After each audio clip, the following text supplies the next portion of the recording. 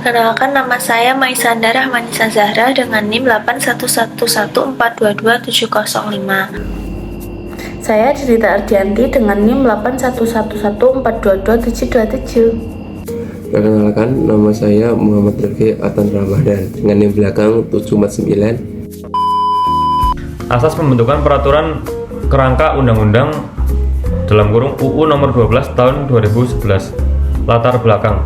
Dalam pembentukan peraturan perundang-undangan yang meliputi dasar peraturan perundang-undangan atau selalu menggunakan peraturan perundang-undangan sebagai acuan pembentukan peraturan perundang-undangan. Hanya peraturan perundang-undangan tertentu saja yang dapat dijadikan landasan yuridis bagi pembentukan peraturan perundang-undangan. Peraturan perundang-undangan yang masih berlaku hanya dapat dihapus, dicabut, atau diubah oleh peraturan perundang-undangan yang sederajat atau peraturan perundang-undangan yang lebih tinggi. Dan peraturan perundang-undangan yang baru mengesampingkan perundang-undangan lama atau yang bisa disebut leg posterior derogat leg priori. Slide ketiga. Asas pembentukan peraturan perundang-undangan adalah satu pedoman atau rambu-rambu dalam pembentukan peraturan perundang-undangan yang baik. Asas-asas pembentukan peraturan perundang-undangan terbagi menjadi dua, yaitu asas umum, hukum yang khusus memberikan pedoman dan bimbingan bagi pembentukan isi peraturan, dan asas hukum lainnya yang memberikan pedoman dan pedoman bagi penuangan peraturan ke dalam bentuk dan susunannya, bagi metode pembentukannya, dan bagi proses serta prosedur pembentukan tepat sesuai dengan bidangnya. Slide keempat. Asas-asas pembentukan peraturan di Indonesia secara normatif telah ditulis di dalam ketentuan undang-undang, yaitu pada nomor 12 tahun 2011 Junto UU Nomor 15 Tahun 2019 tentang pembentukan peraturan perundang-undangan. Dalam undang-undang tersebut, asas-asas dibedakan menjadi dua bagian, yaitu asas-asas pembentukan peraturan perundang-undangan terdapat dalam pasal 5, dan asas-asas materi muatan peraturan perundang-undangan di negara Republik Indonesia dirumuskan dalam pasal 6 sebagai berikut. Nah, saya akan menjelaskan tentang asas pembentukan peraturan. Yang pertama, ada asas kejelasan tujuan, yaitu bahwa setiap pembentukan peraturan perundang-undangan harus mempunyai tujuan yang jelas yang hendak dicapai. Yang kedua, ada asas kelembagaan atau pejabat pembentuk yang tepat, yaitu bahwa setiap jenis peraturan perundang-undangan harus dibuat oleh lembaga negara atau pejabat pembentuk peraturan perundang-undangan yang berwenang. Peraturan perundang-undangan tersebut dapat dibatalkan atau batal demi hukum apabila dibuat oleh lembaga negara atau pejabat yang tidak berwenang. Lalu yang ketiga, ada asas kesesuaian antara jenis, hierarki, dan materi muatan, yaitu bahwa dalam pembentukan peraturan perundang-undangan harus benar-benar memperhatikan materi muatan yang tepat sesuai dengan jenis dan hierarki peraturan perundang-undangan.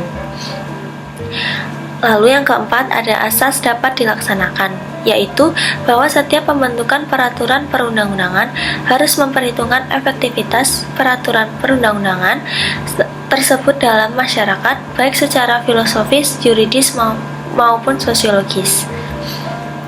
Lalu yang kelima, ada asas kedayagunaan dan kehasilgunaan, yaitu bahwa setiap peraturan perundang-undangan dibuat karena memang benar-benar dibutuhkan dan bermanfaat dalam mengatur kehidupan bermasyarakat, berbangsa, dan bernegara.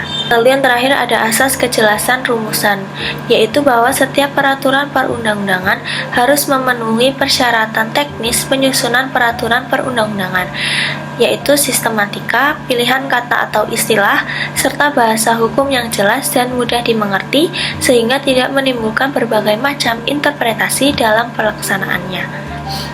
Lalu yang terakhir, ada asas keterbukaan, yaitu bahwa dalam pembentukan peraturan perundang-undangan, mulai dari perencanaan, penyusunan, pembahasan, dan pengesahan atau penetapan, dan pengundangan bersifat transparan dan terbuka. Dengan demikian, lapisan masyarakat mempunyai kesempatan yang seluas-luasnya untuk memberikan masukan dan dalam pembentukan peraturan perundang-undangan. Yang ketujuh, Yang kedua ada asas materi muatan. A. Asas pengayoman. Setiap peraturan perundang-undangan harus berfungsi memberikan perlindungan dalam rangka menciptakan ketentraman masyarakat. B. Asas kemanusiaan. Setiap materi muatan peraturan perundang-undangan harus mencerminkan perlindungan dan penghormatan asasi manusia serta harkat dan martabat setiap warga negara dan penduduk Indonesia secara proporsional. Slide yang ke-8.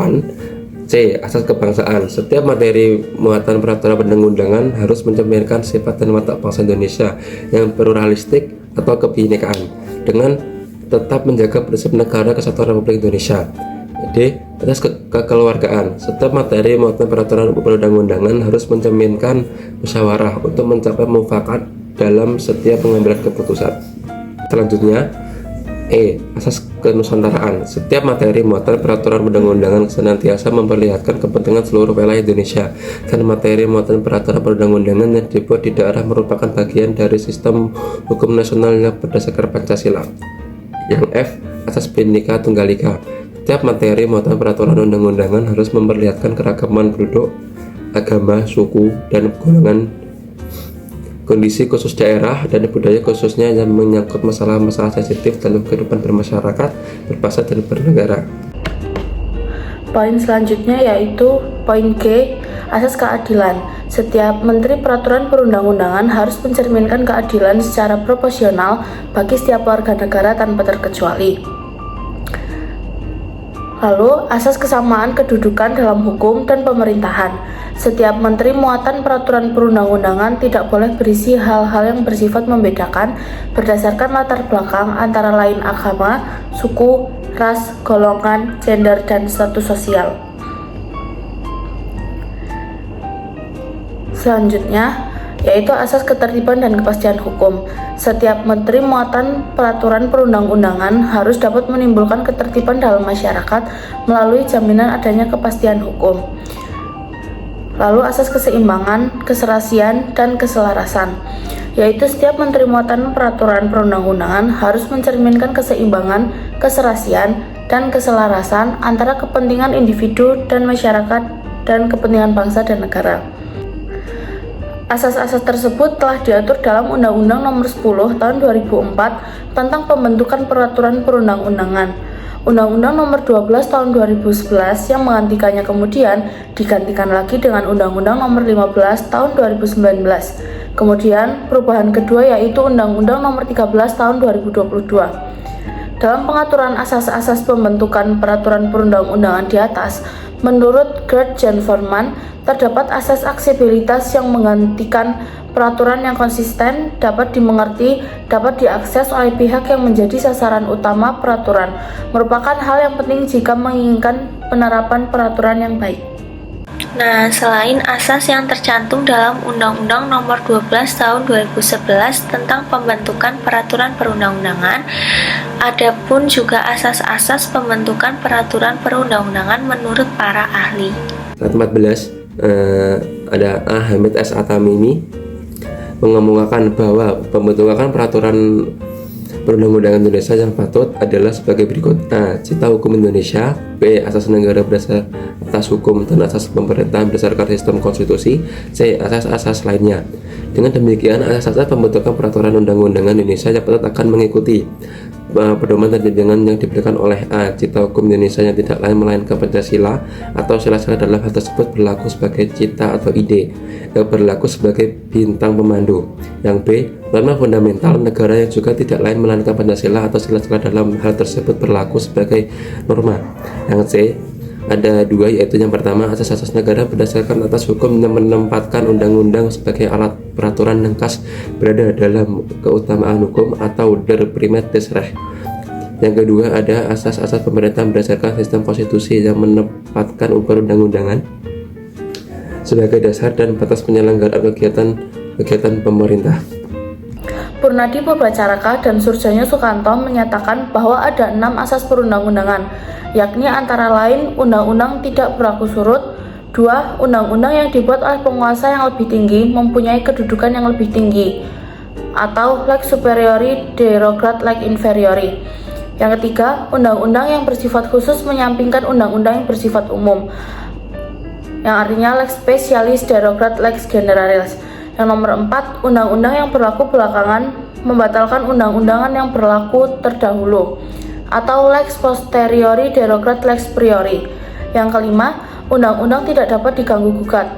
Nomor 6, undang-undang sebagai sarana untuk semaksimal mungkin dapat mencapai kesejahteraan spiritual dan material bagi masyarakat maupun individu melalui pembaruan atau pelestarian atau asas welfare state.